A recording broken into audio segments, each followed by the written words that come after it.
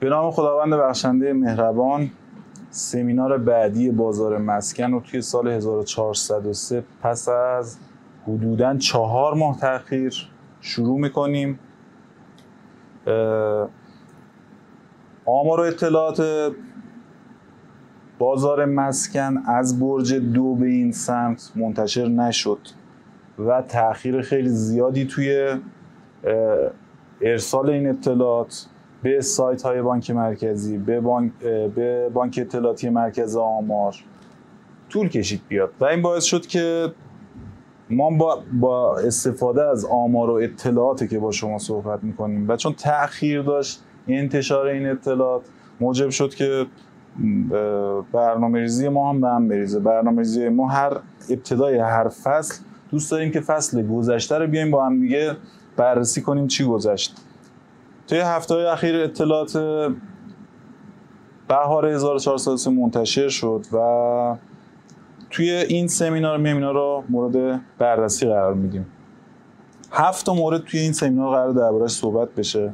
به صورت تیتروار درباره‌شون صحبت میکنم که قرار درباره چه چیزهایی صحبت بکنیم. اگر مورد علاقه شما بود سمینار رو میتونید ادامه بدید و یا نه اینکه علاقه‌ای نداشتید میتونید ادامه ندید.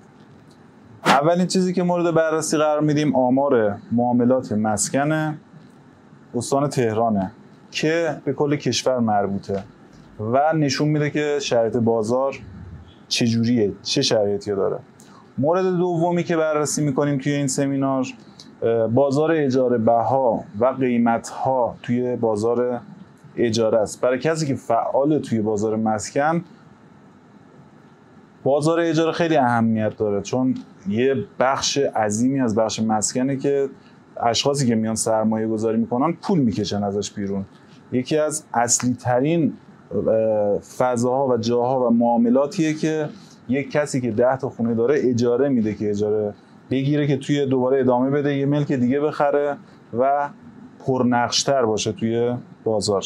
مورد سومی که با هم بررسی میکنیم ثروتمندان سابق و ثروتمندان فعلی چه کسانی هستند. مورد چهارمی که بررسی میکنیم تأثیر مالیات بر معاملات املاکه. داستان مالیاتی رو قطعا یا اگه خودتون ندونید از دور و بریاتون بپرسید، خیلی شرایط سختی رو به وجود آورده.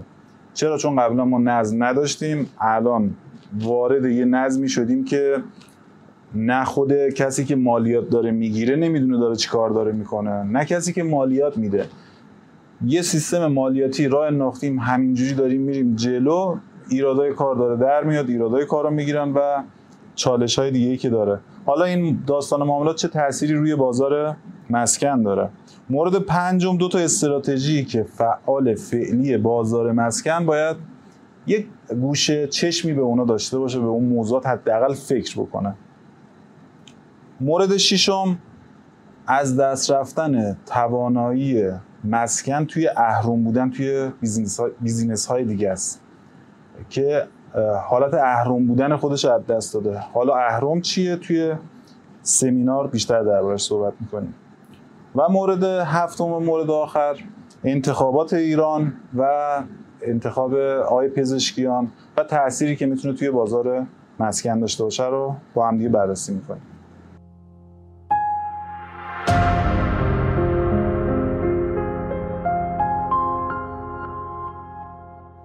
خب بخش اول رو با هم دیگه شروع میکنیم. آمار معاملات مسکن تهران. توی سمینار قبل هم دربارش صحبت شد که وقتی میایم آمار معاملات مسکن توی تهران رو با هم دیگه بررسی میکنیم، همون درباره کل کشور صدق میکنه که بازار چه شرایطی داره. گرچه این آمار با تأخیر منتشر شد ولی اطلاعات جالب و خوبی داشت. آمار معاملات مسکن توی خرداد ماه 1403 3872 تا معامله داشتیم توی استان تهران توی خرداد ماه 1403. توی اردیبهشت ماهش 4785 تا معامله داشتیم. یعنی ما برج 3872 تا داشتیم و توی برج 2 4785 تا، 20% کم شده آمار معاملات. دلیل این کم شدنه چیه؟ دلیل این کم شدن نوسانیه که به خاطر شرایط ویژه سیاسی که پیش اومد و رئیس جمهور محترم قبل به شهادت رسیدن، این اومد یه نوسان خیلی بزرگی توی بازار ایجاد کرد و باعث شد که برج 2 نسبت به برج 3 20% آمار معاملات کم بشه. ولی در نظر داشته باشید اینا مقطعیه. برای اینکه ما بیایم بازار رو دقیق‌تر بررسی بکنیم باید یه بازه بلند مدت‌تری هم در نظر بگیریم. مثل که ما خرداد 1403 رو در آوردیم 3872 تا، خرداد ماه 1402 ما 3394 تا دونه معامله داشتیم. 3000 تا کف رکود معاملات مسکنه. توی تهران اگر آمار معاملات مسکن روی 3000 تا باشه بازار راکدیه، اگر 7-8 هزار تا باشه بازار نرمالیه و اگر بالای 15-16 هزار تا باشه بازار پر رونقیه. خرداد ماه 1402 3394 تا بوده و خرداد ماه امسال 3872 تا، یعنی چیزی هولوش 14% ما افزایش آمار معاملات نسبت به سال قبل داشتیم. این اطلاعات چی رو به ما نشون میده؟ این اطلاعات نشون میده که بازار مسکن در بازه بلند مدت در روند صعودی قرار گرفته، یعنی بازار رو به بالاست، ولی در کوتاه مدت توی نوسانه که 20% یه آمار معاملات کم میشه، یهو ممکنه باز دوره برگرده بالا زیاد شه. انسان صبور همیشه به نتیجه میرسه، نه شخصی که عجله میکنه. اون ما هستیم که عجله داریم، تقویم ها هرگز عجله ندارن. افراد صبور، افرادی که بیزینسمن واقعی هستن، افرادی که واقعا ثروتمند هستن صبور هستن و بازار بلند مدت رو در نظر میگیرن. ما نباید به نوسانات ریز بازار سیاست‌های کاریمون یه جوری باشه که تحت تاثیر خیلی زیادی قرار بگیریم. مورد بعدی که توی آمار بررسی میکنیم با هم دیگه آمار قیمت ها بوده. قیمت ها توی اردیبهشت و خرداد تقریبا خیلی تفاوت خاصی نداشته. توی خرداد ماه 1403 میانگین قیمت آپارتمان توی تهران 85 میلیون و 900 هزار تومان بوده و در خرداد ماه 1403 78 میلیون و 300 هزار تومان بوده. چیزی هولوش 9.7% افزایش قیمت توی بازار مسکن داشتیم از سال قبل، از خرداد ماه 1402 تا خرداد ماه 1403. این نشون دهنده چیه؟ نشون دهنده اینه که ما تورمی که داشتیم توی کشور 41% بوده. ما 41% میانگین قیمت همه چیزمون رفته بالا، ملکمون چقدر رفته بالا؟ 9.7%. پس این نشون میده که بازار مسکن اصلا شرایط خوبی یا توی سالهای قبل نداشته و کسی که توی این بازارها بوده، کسی که پول داشته توی بخش مسکن، آپارتمان خریده بوده گذاشته کنار که سود بکنه، هیچ سودی نکرده، هیچ، نسبت به تورم 30% هم ضرر کرده. روی هر چیز دیگه ای بود به غیر از ملک، شخص حداقل به نرخ میانگین تورم 41% باید سود میکرد. اینجا چقدر شده؟ 9.7%. پس تو زیانه. ما آمار معاملات مسکنی که توی تهران داریم تقریبا معامله‌ای نداریم به اون صورت.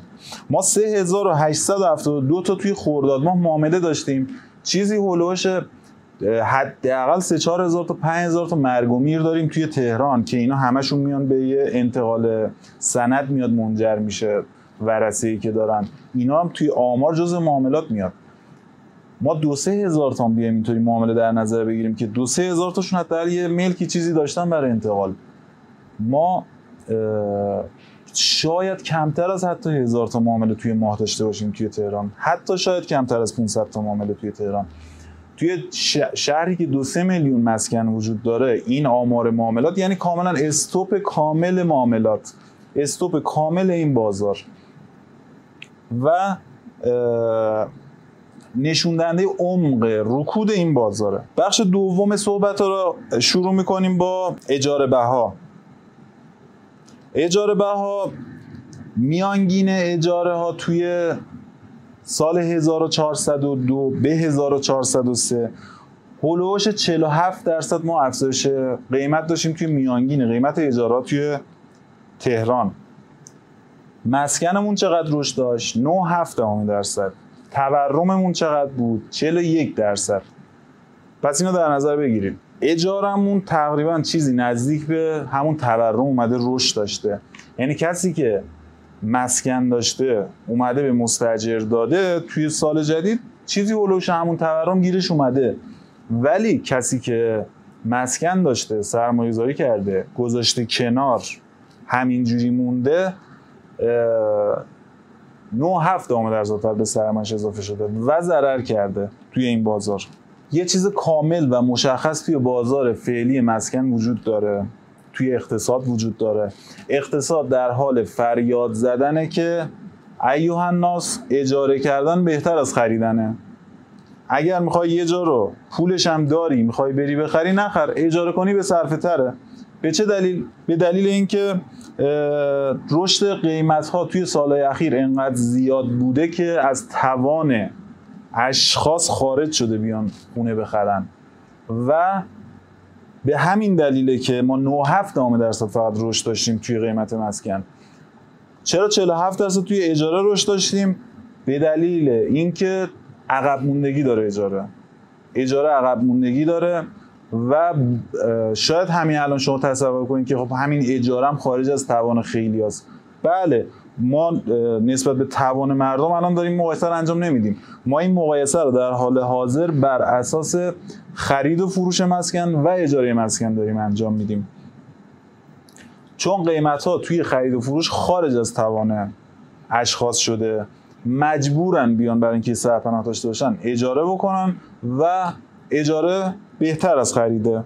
داده ها در بازار دارن به شما میگن که اجاره کردن یه ملک تجاری بهتر از خرید اونه.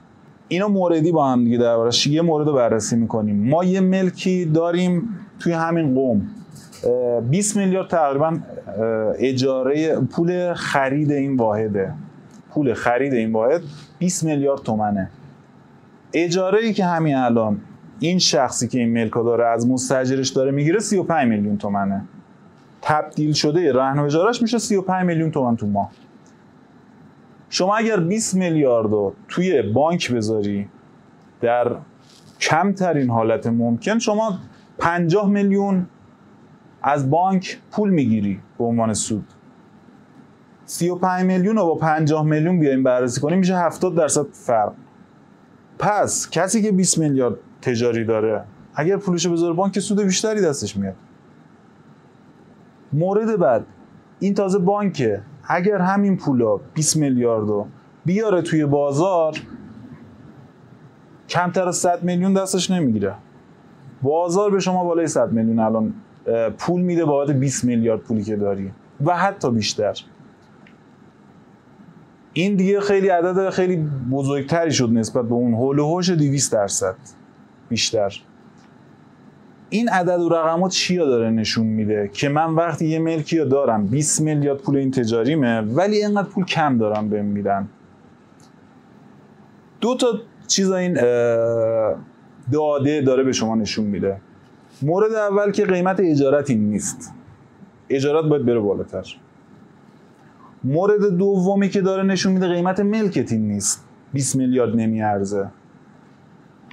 در نهایت چه اتفاقی میفته؟ در نهایت اجاره یه مقدار میاد بالا، قیمت یه مقدار باید بیاد پایین و یه جا این اختلافی که الان به وجود اومده توی بازار و اشخاص فکر میکنن تجاریشون انقدر میارزه که اینقدر نمیارزه، این فاصلش باید به اون نرمه برسه. قیمت تجاری رو باید بیاری پایین، قیمت اجارت باید بره بالا.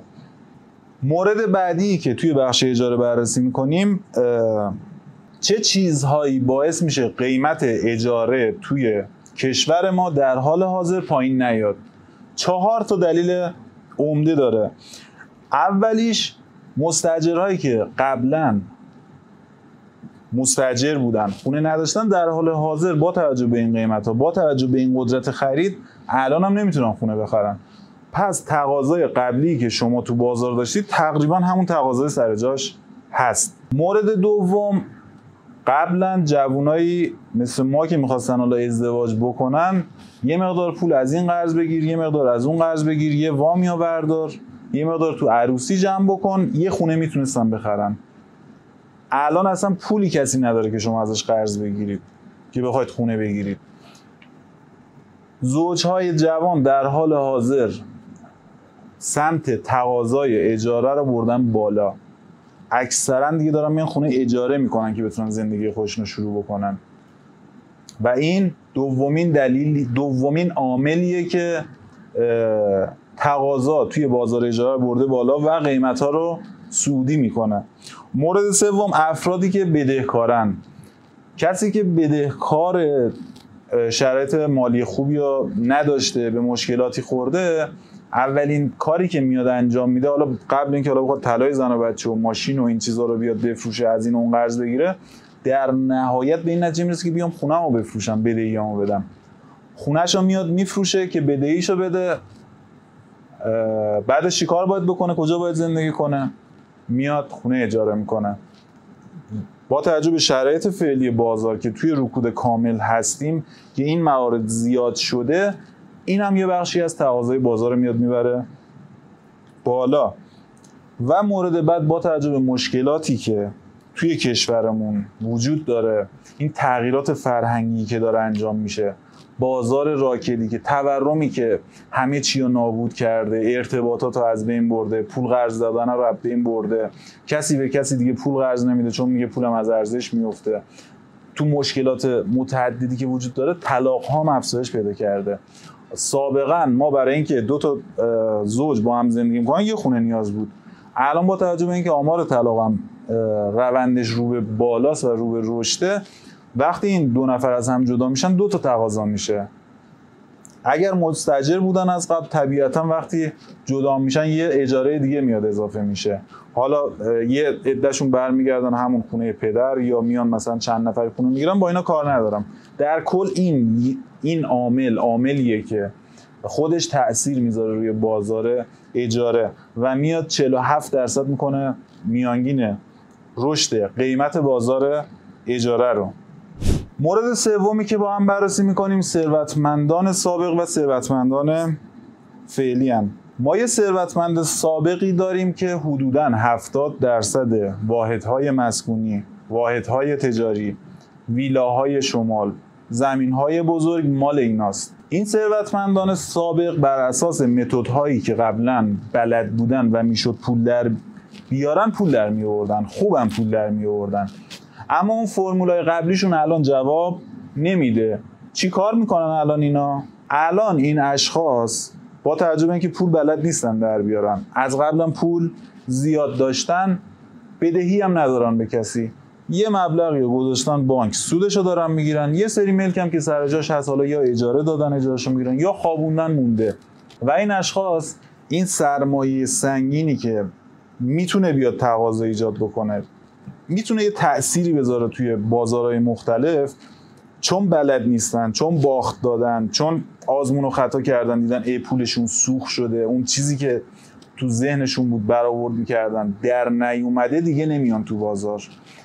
این اشخاص انقدری به همین شکل ادامه میدن، میرن جلو تا اینکه اقتصاد، تا اینکه هی پولشون کم میشه، یه جایی مجبور میشن که اقتصاد اونا رو مجبور میکنه که بیان عرضه کنن واحداشون رو توی بازار و یه مقدار تأثیر بذارن روی بازار مسکن.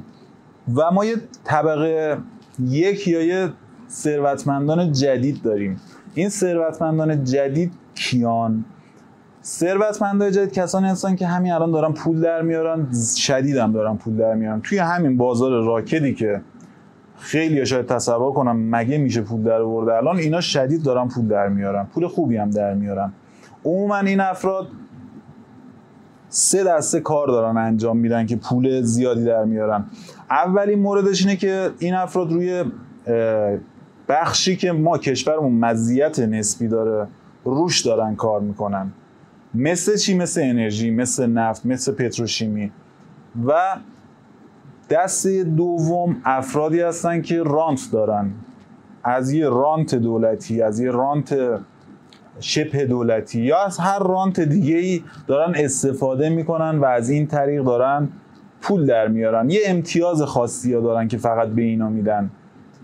و دسته سوم اشخاصی هستن که بر اساس تکنولوژی دارن کار میکنن. کلی‌ترش رو صحبت بکنیم، یه مزیت رقابتی دارن و هزینه‌هاشون کمتره و درآمد زیادی دارن. این افراد تا سالهای قبل شدیداً در حال کسب ثروت بودن، مالشون داشت دائما در حال زیاد شدن بود و تأثیر زیادی توی بازارهای مختلف میذاشتن و میمدن تقاضا ایجاد میکردن، چون پولی که دستشون انباشته میشد خیلی زیاد بود.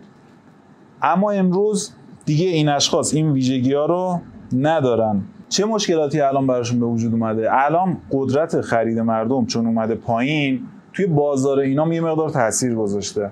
پول اونقدری زیاد نمیمونه که دستشون باز باشه هر کاری بکنن.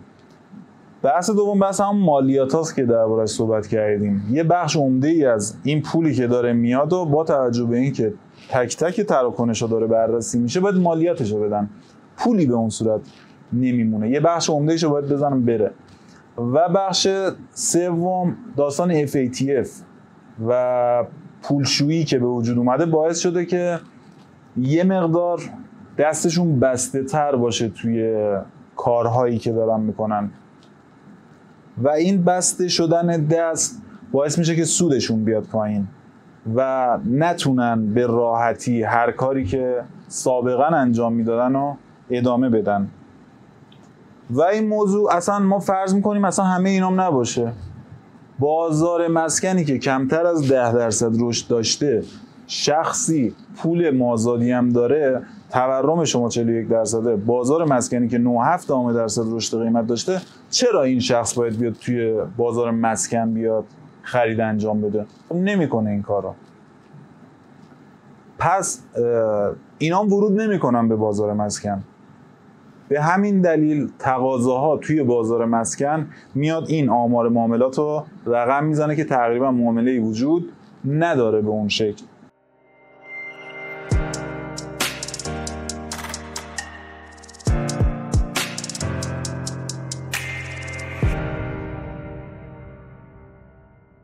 مورد چهارمی که با هم بررسی میکنیم مالیات و تأثیرش توی بازار مسکنه.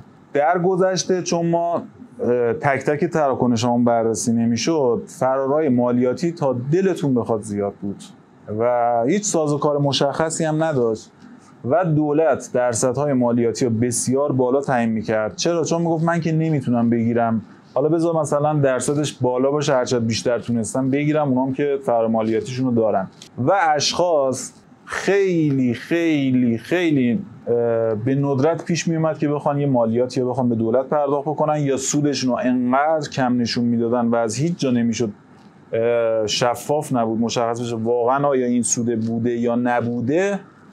یه مبلغی رو با ممیز صحبت میکردن، یه پولی رو توافق میکردن میدادن میرفت و یه انباشت سود بسیار زیادی دستشون میومد و پول از یه حجمی به بالاتر شما دستت بسته است تو اینکه چی کار بکنی با اون پول تا یه حدیش قابل کنترله، از یه حدی که بیشتر میشه به این سادگی نیست کنترلش. از یه سایزی که پول فراتر میرفت بخش دیگه‌ای به غیر از مسکن نبود که بیاد ورود بکنه این پولا. شخصی که 1000 میلیارد 2000 میلیارد 3000 میلیارد پولش اومده سودش زیاد شده نسبت به سال قبل، بیاد چه کاری انجام بده با این پول؟ بیزینس خودش هم که داره میبره جلو، نیازی به این که پول بیاد اونجا تزریق بکنه نداره. این میومد از کجا سر در می آورد؟ از بخش مسکن سر در می آورد.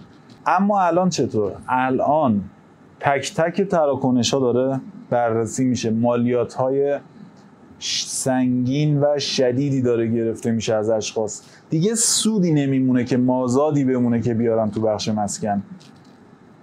این داستان مالیاتی یکی از دلایل اصلی کم شدن آمار معاملات تو سطح کشور همین داستان‌های مالیاتیه که مبلغ و پول و سودی که دست مردم میمونه کمه، پولی به اون صورت نمیمونه. از یه نظر خوبه، از یه نظر خوب نیستش. از اون مدل قبلی که داشتیم میرفتیم تقاضا ایجاد میکرد خب خوب بود، پول میومد یه کاری انجام میشد، ولی تا کی قرار بود این موضوع ادامه پیدا بکنه؟ سایر کشورهای دنیا، اروپا، امریکا، اونا به همین شکل دارن میرن جلو. بازار مسکن اونا ثبات داره، خوبه، انباشته تقاضایی به اندازه کشور ما ندارن. اونا هم دارن به همین شکل میرن جلو. اونا هم حساباشون شفاف، مالیاتاشون شفاف. تقاضایی که وجود داره تقاضای سرمایه گذاری به اون صورت نیست. تقاضای مصرفی خیلی بیشترین درصد تقاضا رو اونا دارن، ولی ما بیشترین تقاضایی که توی کشورمون داشتیم با فرمولای قبلی، چون پول اضافه میمون میرفت تو تقاضای سرمایه گذاری. خونه ها معامله میشد، دست کی میرفت خونه ها؟ 100 تا واحد میرفت دست یه شرکت یا یه شخص. ولی الان سودا کم شده، افزایش قیمت ها کم شده، ولی در نهایت کی میاد میخره؟ مصرف کننده میاد میخره. و در نهایت برای حتی من سازنده، برای من سازندم بهتره که بیاد تقاضای مصرفی بیان جلو، نه فقط تقاضای سرمایه گذاری بیان جلو. سرمایه گذاری که میاد 100 تا 200 تا 300 تا واحد میخره، قراره چیکارشون بکنه؟ قراره بفروشه اونا رو به یکی. مصرف کننده ای که انقدر قیمتو بره بالا نتونه بیاد ازت بخره، تو انگار اونا رو نداری. پس در نتیجه این موضوع شفاف شدنای حسابا شاید اوایلش سخت باشه، یه مقدار به مشکل بخورن همه، ولی در نهایت نتیجه‌ای که میگیریم خیلی خوبه. با توجه به شرایط فعلی اقتصاد که در حال فریاد زدنه که سرمایه گذاری جدید انجام ندهید. بازار داره داد میزنه که سرمایه گذاری جدید نکن. اقتصاد داره داد میزنه، حنجره خودش رو پاره میکنه که سرمایه گذاری جدید انجام نده. ما وقتی سرمایه گذاری جدید انجام نمیشه، گردش پول میاد پایین، خیلی از ایرادات و مشکلاتی که بیزینس های مختلف اشخاص توی کارشون داشتن تازه خودش نشون میده.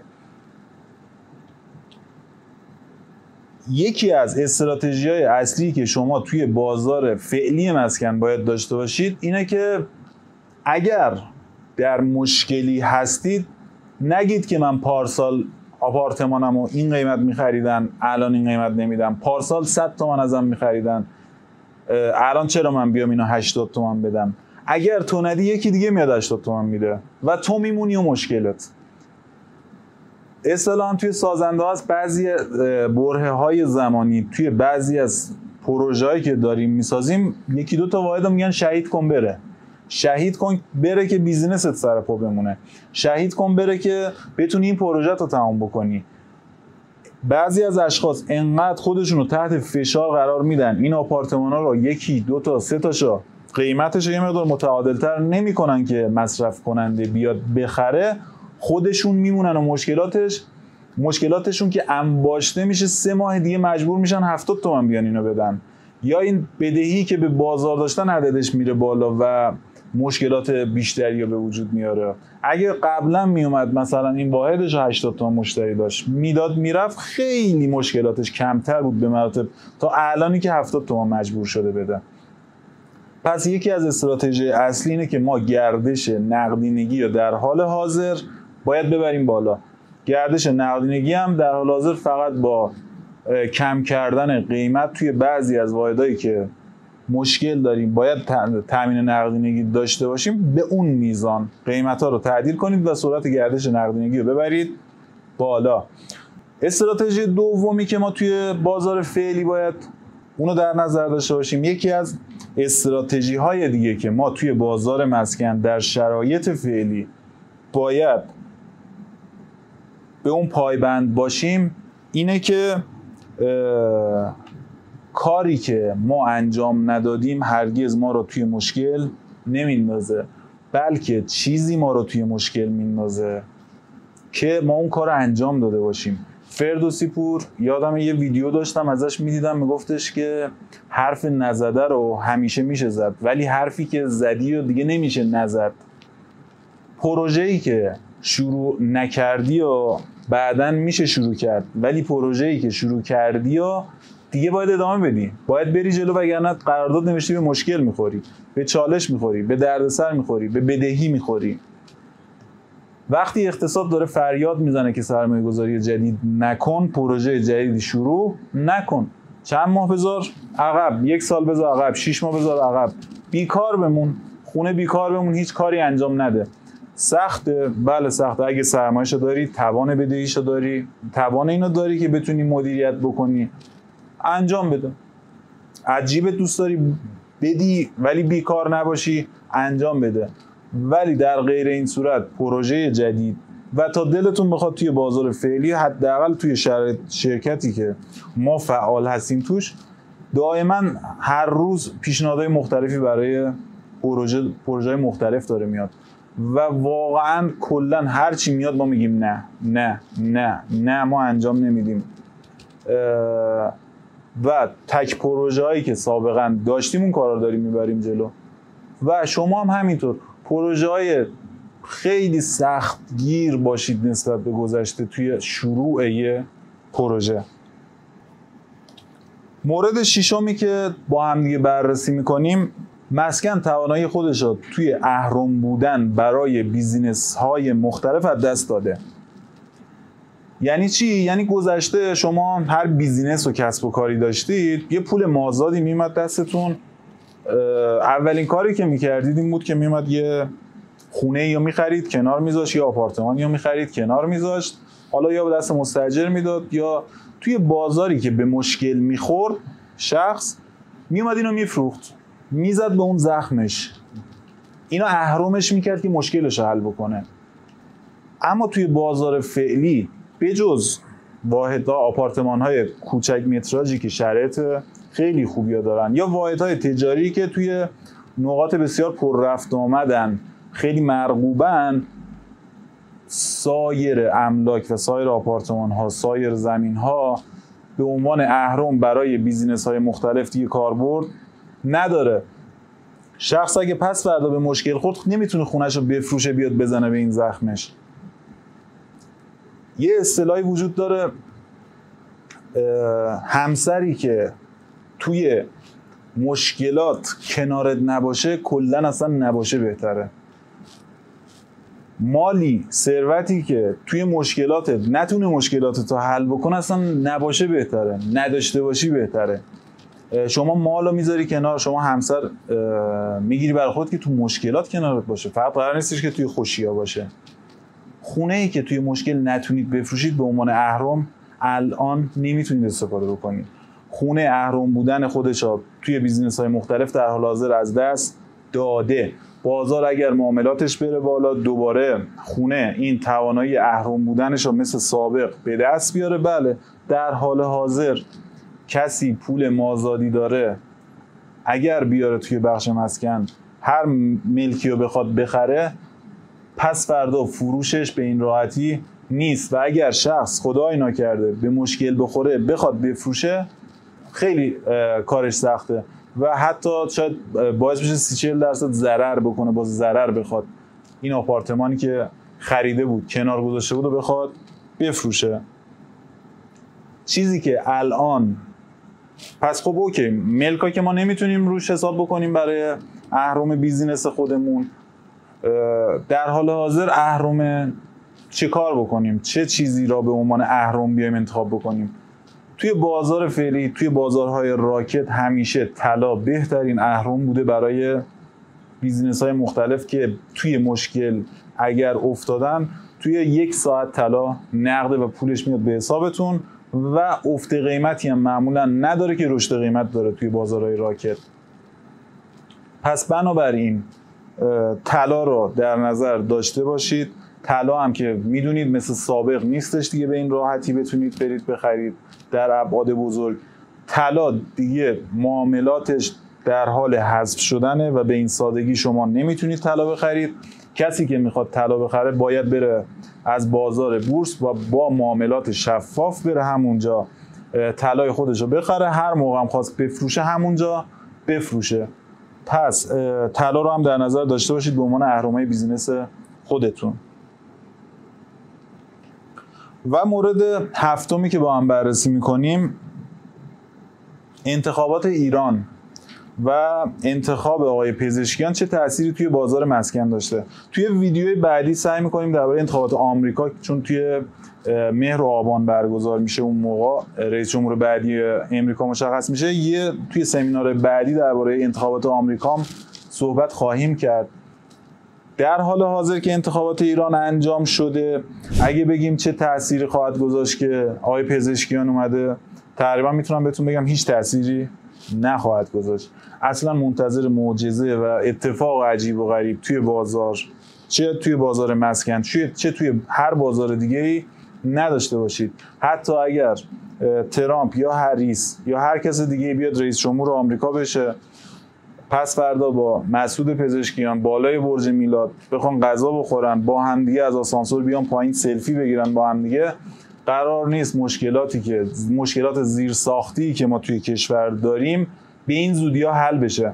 ما اومدیم کلی ملک ساختیم، کلی جمعیت اضافه کردیم بدون اینکه بخوایم برق اینا رو تامین بکنیم، بدون اینکه بخوایم گاز اینا رو تامین بکنیم، بدون اینکه بخوایم انرژی اینا رو تامین بکنیم و فقط ساختیم. خود پروسه این که این مشکلات زیرساختی بخواد حل بشه، سیمانی که ما توی حالت عادی، بتونی که متر مکعبی میایم ما 1,500 1,600 1,700 1,800 میخریم، یهو میاد توی تابستون 50% میاد قیمتش میره بالا. چرا؟ چون برق نیست، گاز نیست، سیمان نمیاد، با التماس باید بگردی پیدا کنی. این باعث افزایش قیمت ملک میشه، در نهایت روی قیمت ملک تاثیر میذاره اینا و بازارها رو ایناس متشنج میکنه. اومدن آقای پزشکیان، برق قرار نیست با خودش بیاره که ما برق داشته باشیم تو صنعت خودمون. زیر کولرامون میشینیم توی خونه برق داریم ولی توی کارگاه‌های تولیدیمون برق نداریم و این موضوع با انتخاب آقای پزشکیان حل نمیشه.